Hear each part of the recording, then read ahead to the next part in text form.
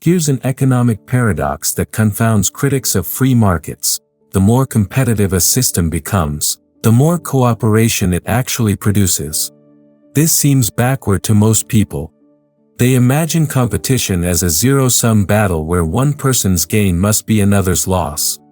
But decades of research and observation have shown me something remarkable. Competitive markets are the greatest engines of cooperation humanity has ever devised. They force people to serve others' interests to advance their own. This isn't theory or wishful thinking. It's an empirical reality we can observe everywhere competitive markets operate. Today, I'll show you the evidence for why competition creates more genuine cooperation than any centrally planned system ever could, and why understanding this paradox is crucial for anyone who wants to see human societies flourish. We'll examine how price systems coordinate millions of decisions, why voluntary exchange creates mutual benefit, and how attempts to force cooperation through government control consistently backfire. By the end, you'll understand why the path to a more cooperative society runs through competitive markets, not around them.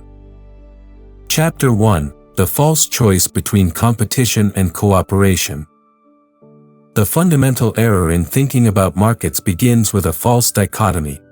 People assume we must choose between competition and cooperation, as if they were mutually exclusive. This misunderstanding has led to decades of misguided policies based on the belief that cooperation requires central coordination. Let me share what I learned studying actual market behavior versus theoretical models during my years developing monetary theory at the University of Chicago. In a competitive market, every successful business must cooperate with thousands of people they've never met. Consider something as simple as your morning coffee.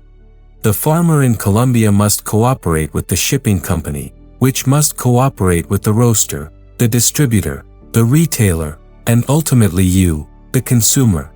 None of these people know each other personally, yet they coordinate their efforts more effectively than any central planner could manage. This cooperation isn't forced or mandated by government decree. It emerges spontaneously because each participant benefits by serving others well. The Colombian farmer prospers by growing coffee that meets the roaster's quality standards. The shipping company succeeds by delivering beans reliably and efficiently. The retailer thrives by understanding what customers want and providing it consistently. What makes this cooperation so powerful is that it's voluntary and self-reinforcing. When the farmer delivers poor quality beans, he loses customers immediately. When the shipping company is unreliable, they lose contracts quickly. When the retailer provides bad service, they lose sales directly. These immediate consequences create powerful incentives for each participant to cooperate effectively with all the others. Compare this to centrally planned cooperation, where bureaucrats attempt to coordinate the same activities through commands and regulations. Without price signals and profit and loss feedback, central planners lack the information necessary to coordinate complex economic activities. They might mandate cooperation, but they cannot create the spontaneous, adaptive cooperation that emerges naturally in competitive markets. The evidence is overwhelming from my research on comparative economic systems. Countries with more competitive markets consistently show higher levels of what economists call social cooperation, people working together across ethnic, religious, and cultural boundaries to serve mutual interests. Competition doesn't destroy cooperation, it channels it into its most productive forms. When I studied the effects of wartime price controls, I observed how artificial constraints disrupted this natural cooperation. Producers stopped cooperating with consumer needs when prices couldn't signal changing demands.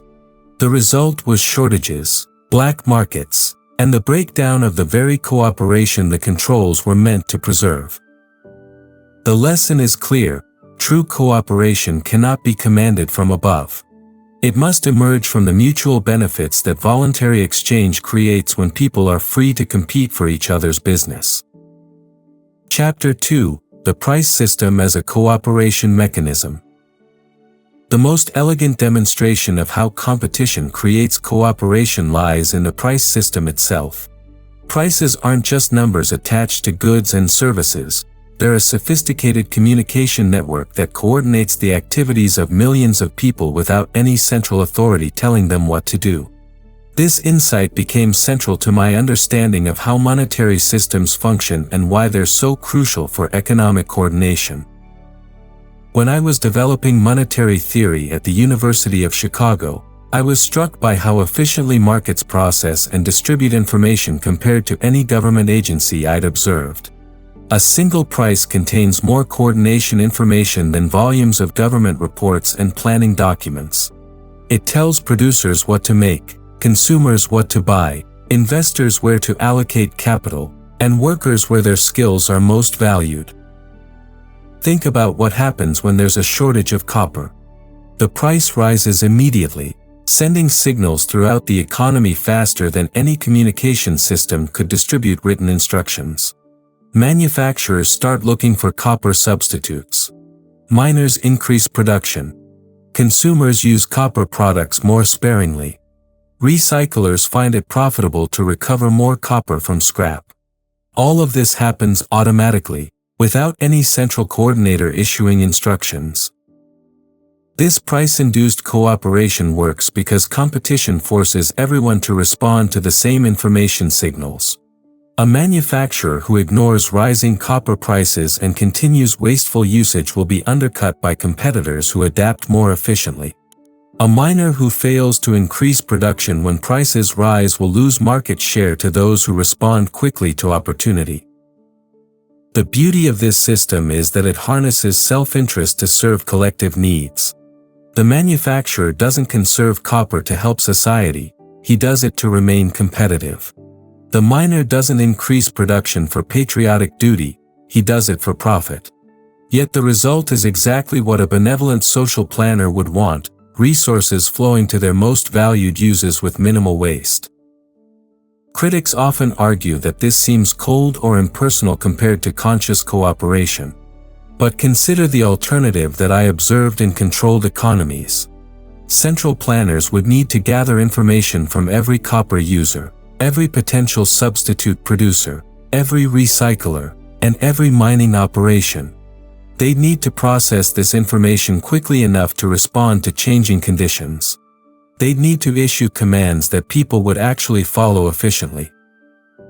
History shows this simply doesn't work. The Soviet Union had plenty of copper reserves, but chronic shortages because their planning system couldn't coordinate supply and demand effectively. They had cooperation in name, but chaos in practice. Meanwhile, market economies with less copper achieved better allocation through the spontaneous cooperation that competitive prices facilitate.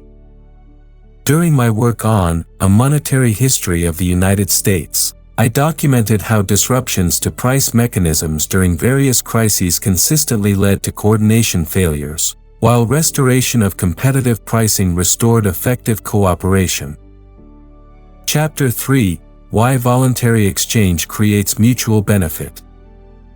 The most profound insight from studying market behavior is that voluntary exchange benefits all parties involved, otherwise, it wouldn't happen.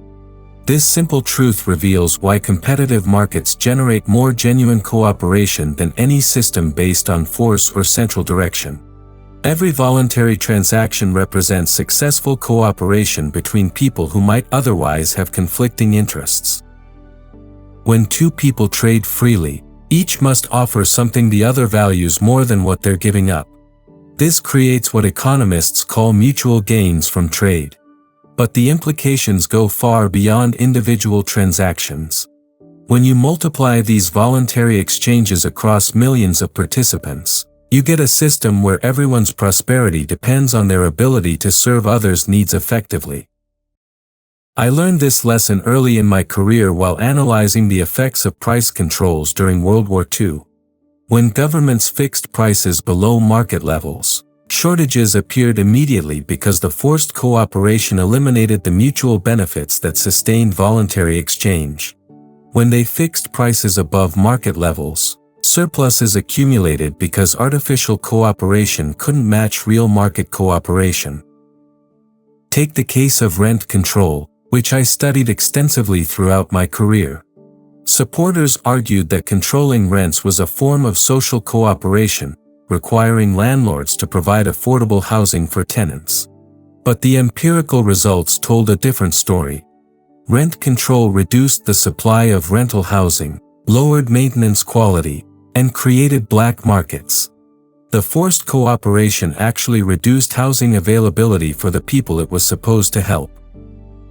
Compare this to competitive housing markets, where landlords and tenants cooperate voluntarily. Landlords maintain their properties because well-maintained buildings attract better tenants and higher rents. Tenants respect properties because they want to maintain good relationships for lease renewals. Both parties benefit from this voluntary cooperation, creating incentives for continuous improvement. The key insight is that sustainable cooperation must be mutually beneficial. When government tries to force one party to benefit another through price controls, regulations, or subsidies, it disrupts the natural cooperation that emerges from voluntary exchange. The party being forced to give more than they receive will find ways to avoid or circumvent the cooperation. This principle extends beyond simple buyer-seller relationships.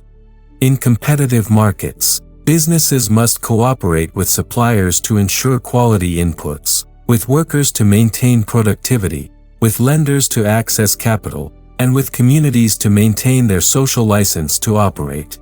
Each relationship must provide mutual benefits or it breaks down.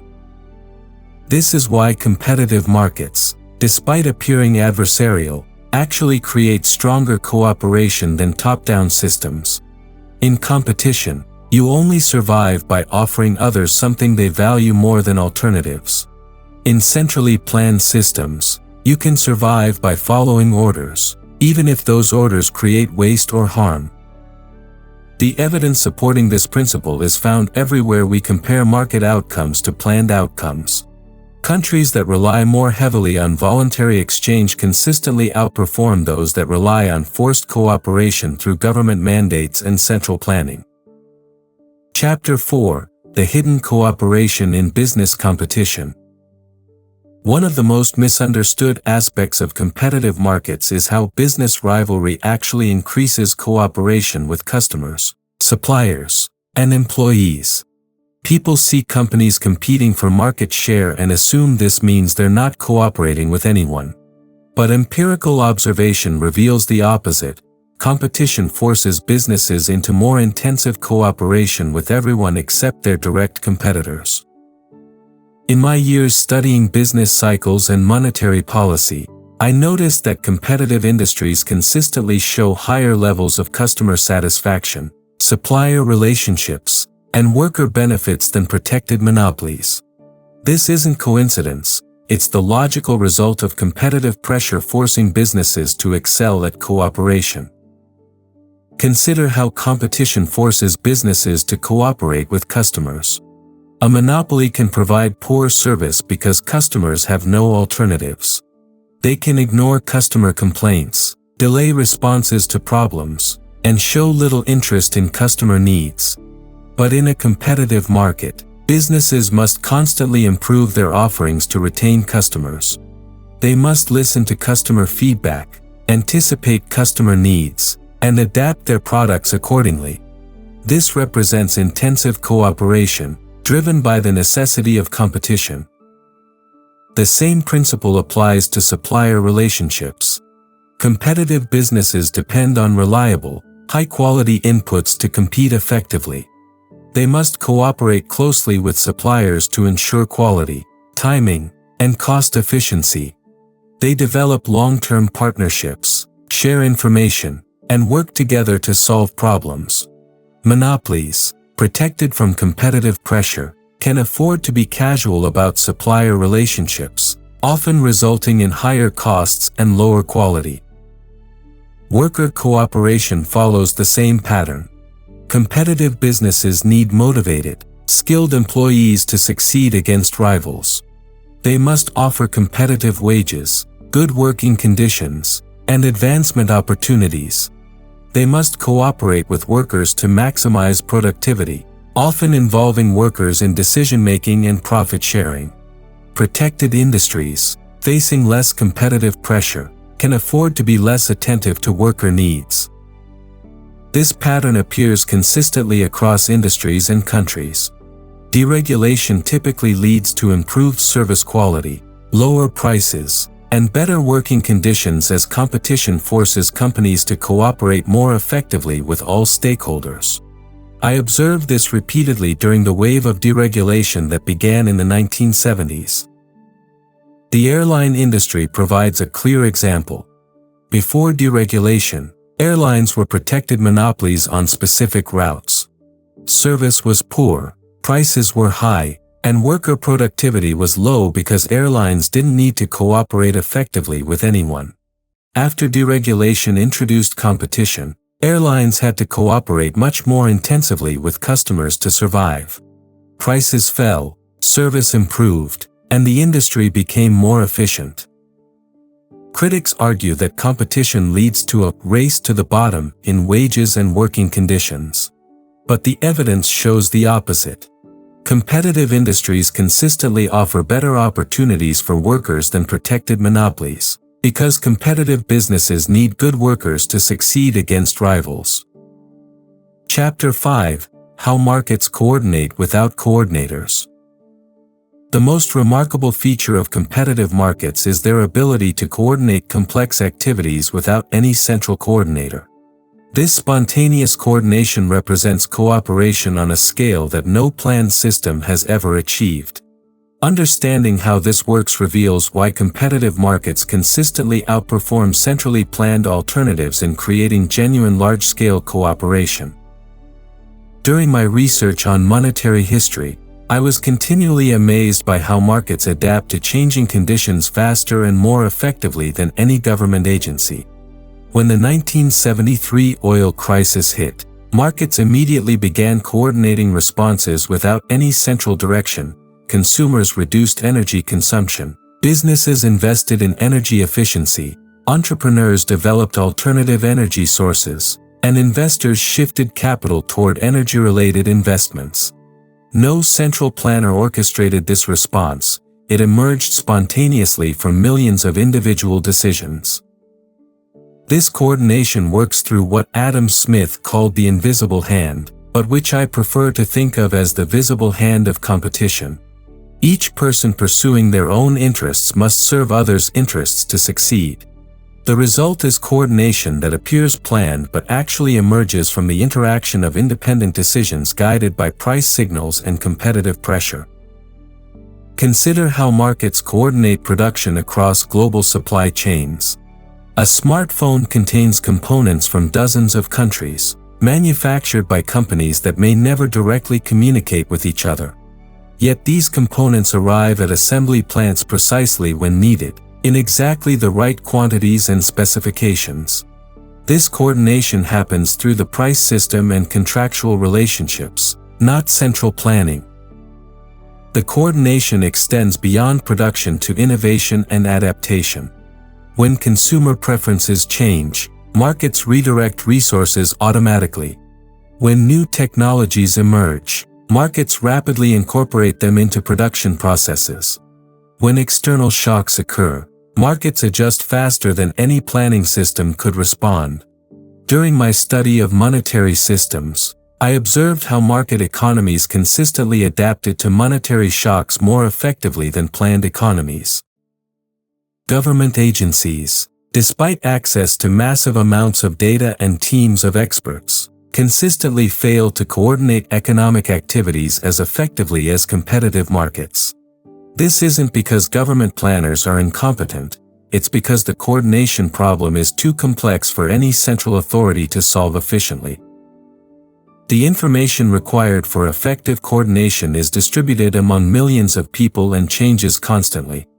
Market prices, wages, and profit margins capture this distributed information and communicate it efficiently throughout the economic system. Only a system that harnesses this distributed information, like competitive markets, can coordinate complex economic activities effectively. This spontaneous coordination represents cooperation on an unprecedented scale. People who never meet and may not share language, culture, or values nonetheless cooperate through market mechanisms to produce goods and services that benefit everyone involved. The cooperation is real, measurable, and more effective than any consciously planned alternative.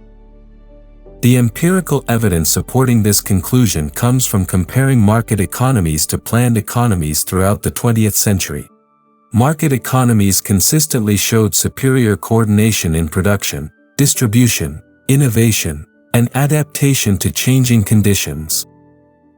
Chapter 6: Why Central Planning Destroys Natural Cooperation. My experience analyzing socialist economies and their eventual failures taught me that central planning doesn't create cooperation, it destroys the natural cooperation that emerges in competitive markets. This isn't a theoretical argument, it's an empirical observation supported by decades of comparative evidence from my research on monetary systems and economic development. Central planners face an impossible information problem. They must coordinate the activities of millions of people producing thousands of different goods and services. But they lack access to the distributed information that makes market coordination possible. They don't know individual preferences, local conditions, or changing circumstances with sufficient detail or speed to coordinate effectively. More fundamentally, central planning eliminates the incentives that drive cooperation in competitive markets. When people's livelihoods don't depend on serving others effectively, cooperation becomes superficial or non-existent. Soviet factories famously cooperated with central plans by meeting production quotas while ignoring quality, customer needs, or resource efficiency. This wasn't genuine cooperation, it was compliance without substance. I observed this pattern repeatedly in my studies of monetary policy in different economic systems. Market economies showed responsive, adaptive cooperation between producers and consumers, with prices and profits providing feedback that improved cooperation over time. Planned economies showed formal compliance with directives but little genuine cooperation based on mutual benefit. The most damaging aspect of central planning is how it corrupts the information flows that enable cooperation. In competitive markets, prices provide accurate signals about scarcity, demand, and opportunity costs. These price signals coordinate the decisions of millions of participants. In planned economies, controlled prices provide false signals that lead to systematic misallocation of resources and breakdown of cooperation. Consider agricultural cooperation. In market economies, farmers cooperate with consumers by responding to price signals that indicate what crops are most needed, when they're needed, and where they should be grown. This cooperation results in efficient food production and distribution. In planned economies, farmers cooperate with bureaucrats by meeting production quotas regardless of consumer needs. The result is chronic food shortages in some areas and surpluses in others. The human cost of disrupted cooperation is enormous. When natural market cooperation is suppressed, people must rely on personal connections, corruption, or black markets to meet their needs. The informal cooperation that emerges is less efficient and often unfair compared to market-based cooperation that's open to all participants. Even well-intentioned planning disrupts cooperation. Rent control prevents landlords and tenants from cooperating on mutually beneficial terms. Minimum wage laws prevent workers and employers from cooperating on employment arrangements that both would prefer.